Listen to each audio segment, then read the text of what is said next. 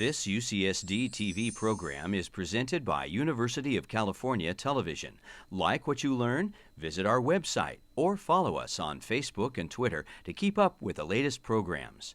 Also, make sure to check out and subscribe to our YouTube original channel, UCTV Prime, available only on YouTube. Coming to an opera is, especially one like this, is just as easy as going to a movie or the quote-unquote legitimate theater, which is theater without music. I don't know why they call it legitimate. The music is stupendous. It doesn't stop. It's never boring. The story is very clear, and the relationships should be extremely clear between the people. You don't need to study before coming.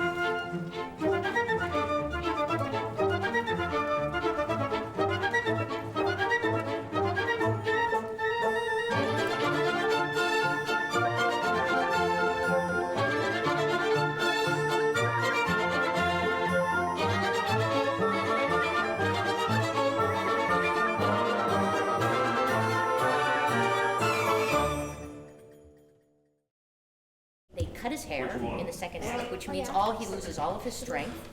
Yes, he loses all of his strength. And then at one point, Delilah is going to throw wine into his eyes to burn his eye sockets. And then I'm going to want you to run over and comfort Samson. Okay? Okay, Anusha, so whenever there's this light center stage, or there will be, which is really awesome, it kind of glows. And she starts in that. And then when she comes down, I want you to move into it. And when either of them's there, then we look at the two of you. All right? Okay. Let Delilah have a good smack or two at him. Then when she lets go of him, she should be able to just send him straight into the crowd. Yeah. And you guys need to get in there and exactly. When I first heard that I was going to be doing this production, I got the videotape of the original with Placido and Shirley Barrett. Oh, it's like Red Rover. It's like Red Rover. Come on over. And I have to say that the word Cecil B. DeMille never crossed my mind. My directing style and my approach to visual elements tends to be very clean, very sort of more Chekhovian than Franco Zeffirelli. So I've directed quite a bit of French opera at the Met, and they used to call me Coupé König because I cut all the props and scenery and costumes. So I've done a pretty good job of shaving things down to the minimum here as well. Now this is the It's a story about those characters and the chorus's reaction to them. I think it's a very intimate story. So I'm not in it for the spectacle. I think I never have been. The spectacle is inherent in the size of the set, the beauty of the lighting. It's going to look stupendous. But I tend to be really kind of pared down. I just want to tell the story.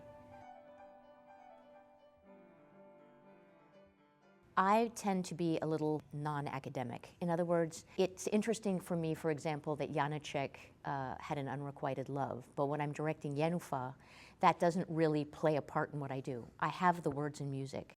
In this particular case with the opera Samson, he's a Nazarite, he's a judge, but he's already married a Philistine. I mean, he was not a good guy.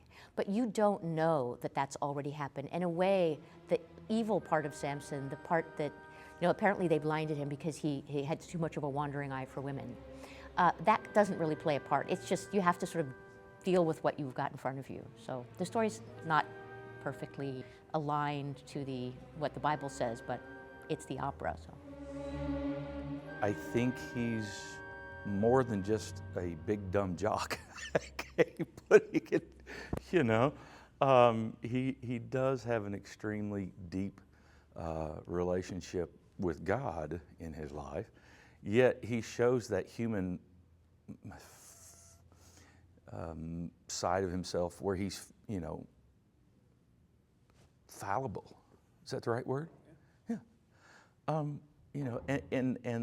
the fact that he is so strong in some areas and so weak in other areas, to me, it's every man You know, we all have our pitfalls or our areas where we lack maturity. And unfortunately for Samson, it's one that causes quite a rift between he and God.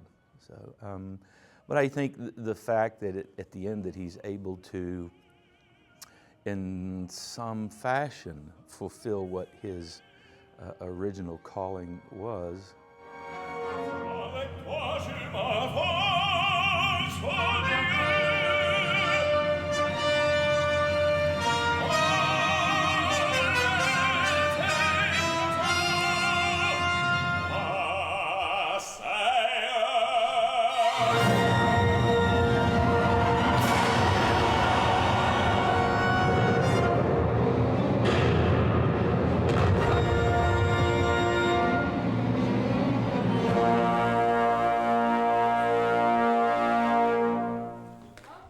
You can't simply do Samson as you did him every time. You can't. Otherwise it becomes stale and it's not creative. And so you have to rethink the character every time. Look at it from a different angle, a different viewpoint. And sometimes even look at Samson through the eyes of the old priest, or look at him through the eyes of the grand prêtre, or one of the other principal characters, to get their take on Samson.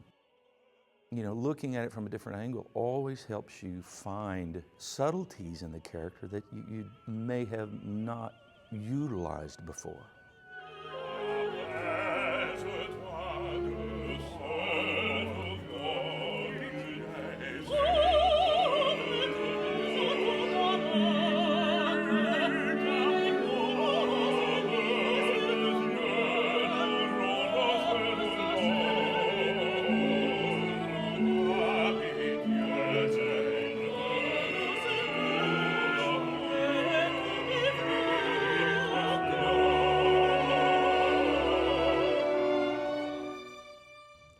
Delilah is a very interesting person.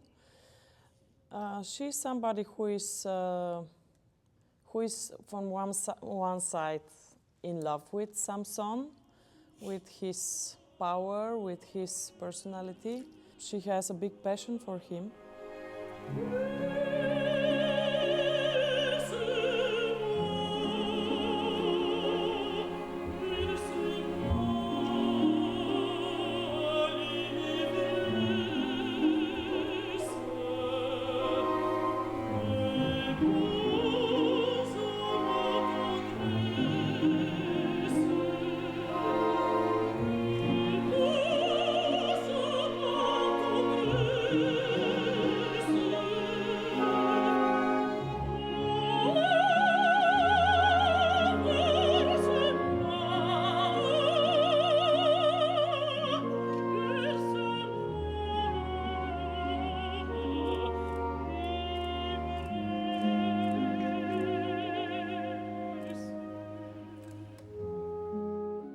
But from another side, she hates him as well.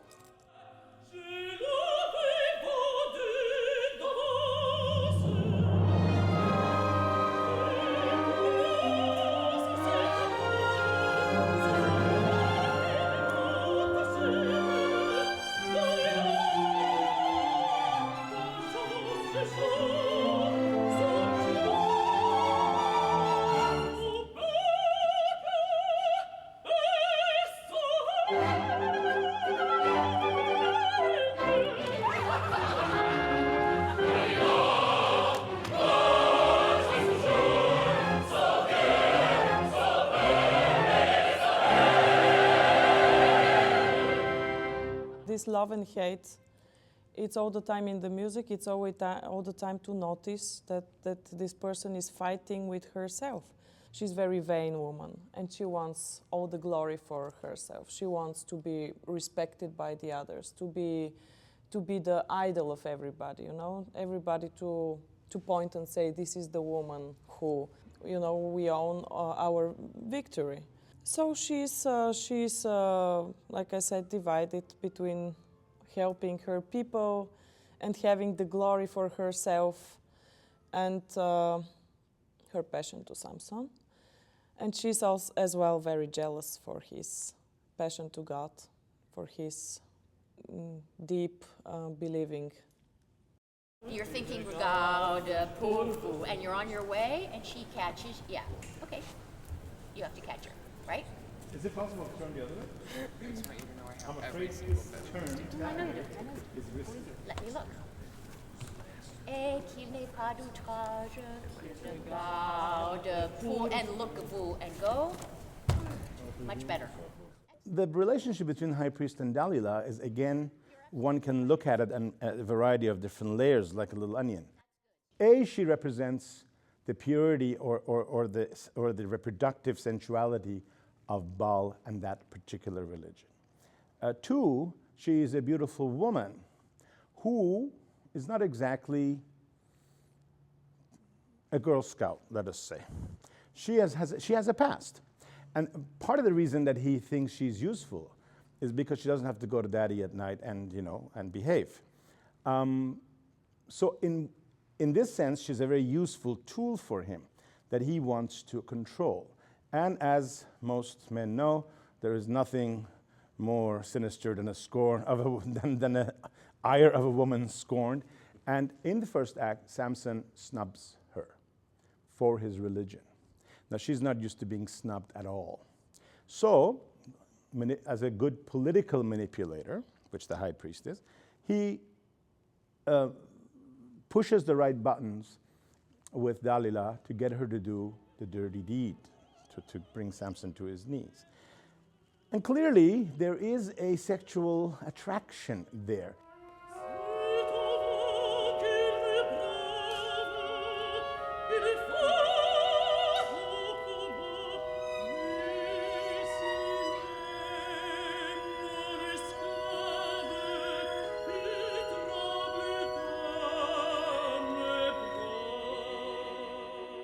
I think we try to show all of these particular layers and they're all balanced always. Every attraction is balanced with a hate of some sort.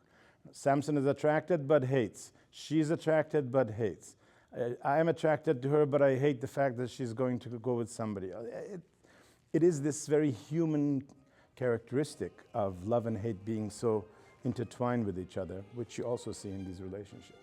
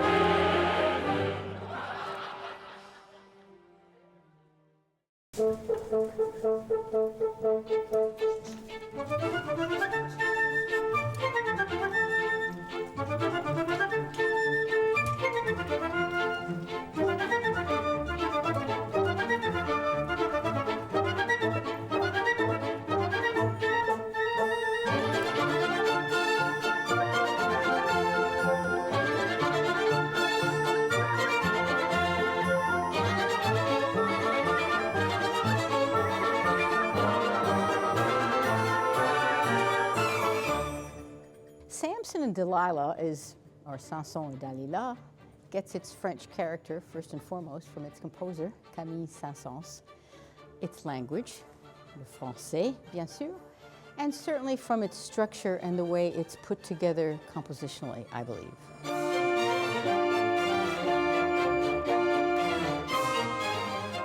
Most French music has a quality of quasi-moderation. If you were to compare it to an Italian opera of the same period, things are less pronouncedly dramatic, let's say.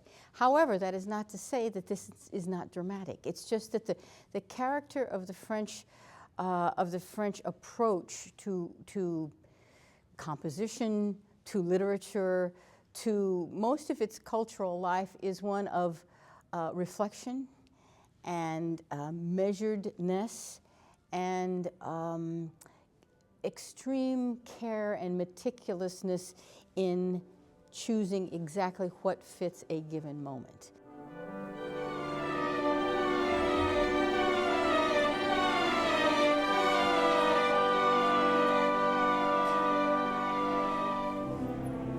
Samson and Delilah was very much criticized in its time in France for being too Wagnerian. I find that interesting now, of course, but I will say that for me the second act exactly exhibits that quality, certainly for that time.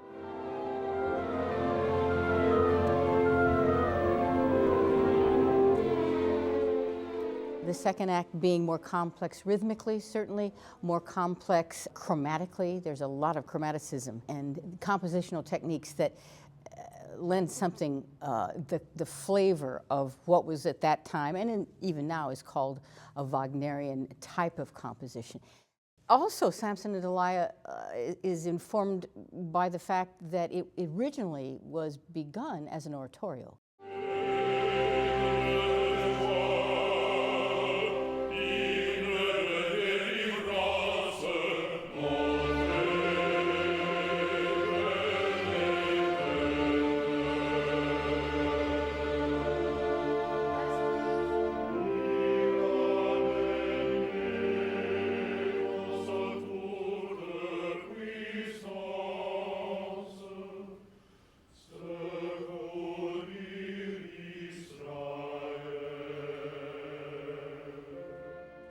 There's a lot of use of large choruses, and in a way that gives the chorus itself a quality of the character it is portraying, which in the first act, of course, are the downtrodden and enslaved Hebrews, and in the last act, the third act, the Philistines. So they play both sides of the coin.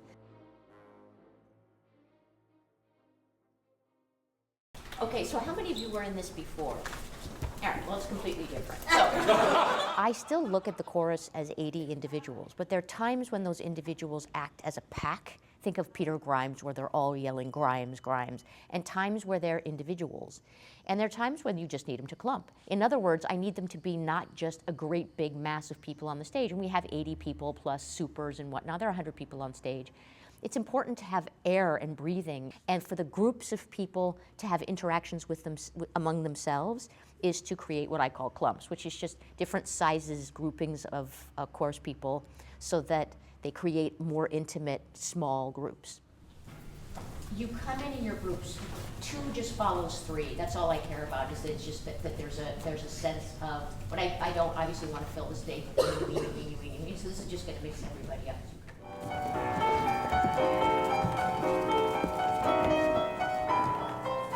The work almost starts in motion, as though it's it's not just wham and curtain rises and whatnot, but it's as though the performance was already started and we just kind of join in on it.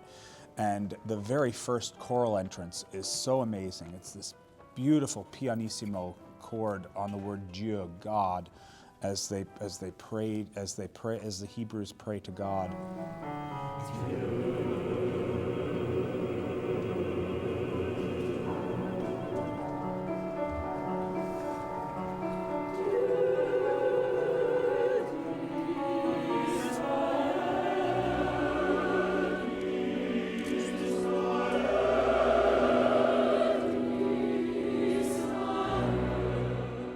And as that chorus rises out of the orchestral texture, just sotto voce, ever so, half voice, so soft. These phrases build on each other, just layer on one another, and it creates this beautiful moment for the chorus.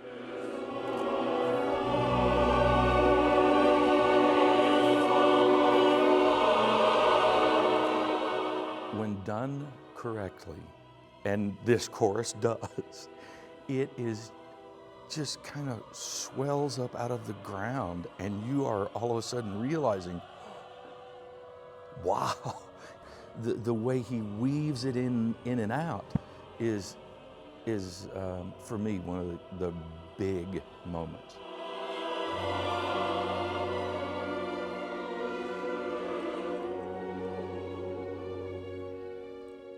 In the third act, on contrast for Samson and Delilah, we see this bacchanal, this revelry of the Philistines. And again, that allows for a different type of interplay with the chorus. The choral writing becomes a little bit more rhythmic in nature, becomes a little bit more instrumental, but at the same time, it always has this fluidity to it, this sense of interplay with the orchestra, back and forth from the soloist to the orchestra to the chorus, so that you really have a number of independent lines.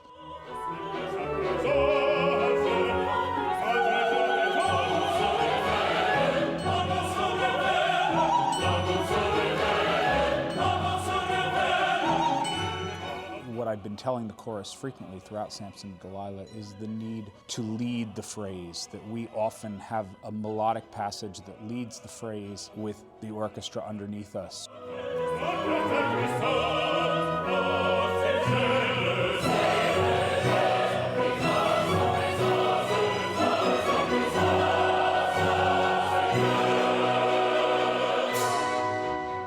The beginning of the third act, where Samson is all alone, praying to God and begging for forgiveness for what he may or may not have done wrong.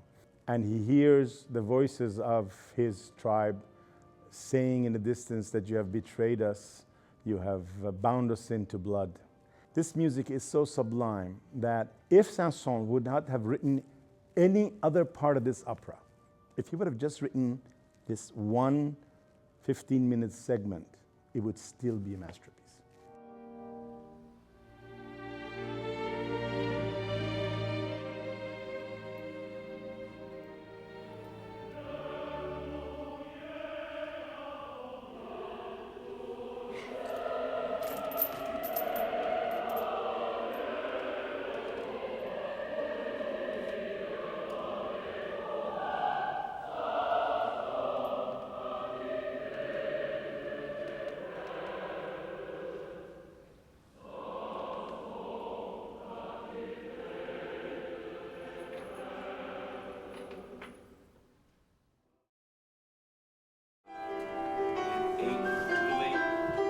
It was obligatoire to have a ballet in a French opera. If you didn't have a ballet, it wasn't a French opera. On 5,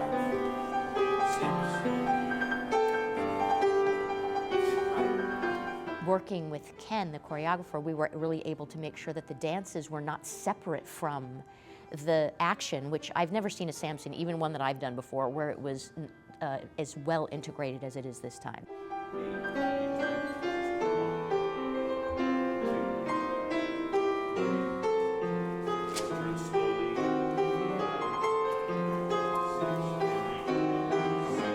Leslie Koenig, the stage director, had wonderful, great insight into the storytelling of this opera, and I took her ideas and thematically wove into the bacchanal her ideas of how Samson is pulled in, because normally we don't see Samson led in so early, but I particularly like her ideas because I think it adds to the intensity and to the storytelling.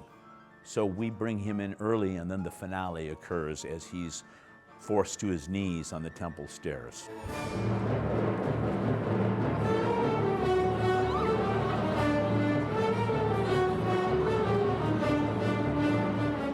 He's already been blinded, and he's brought into the temple to be ridiculed, and this incredible, intense pagan ritual is taking place, and the ballet, the bacchanal, serves to depict the pagan idolatry and the hedonistic nature of all of the Philistines.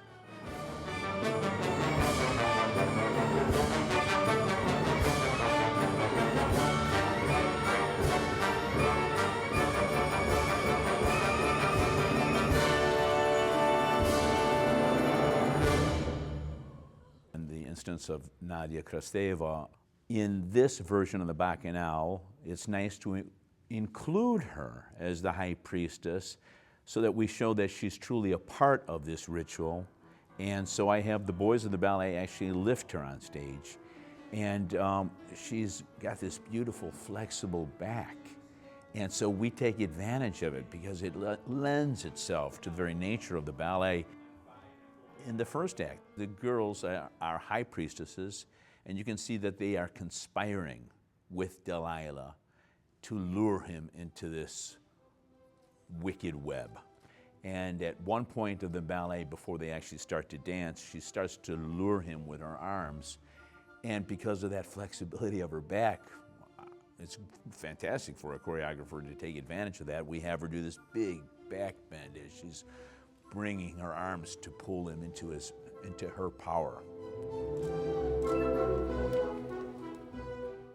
I enjoy being part of the group, and I like the way the direction involves me in this process.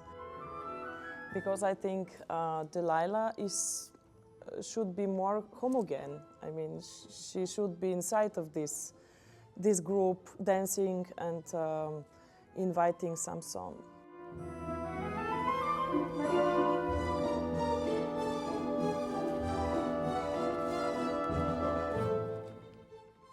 What should someone who's never been to the opera before look and listen for when coming to this production? I would say look for absolutely nothing.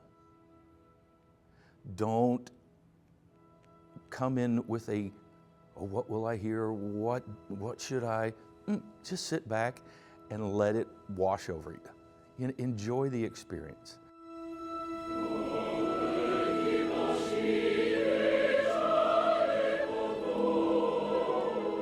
Sometimes you have to hear a piece a few times to discover the beauties inside and to know what to expect, so it makes it easier for you. But I think this is wonderful that this time we have just flowing, beautiful, passionate music, which is so easy to understand and easy to feel.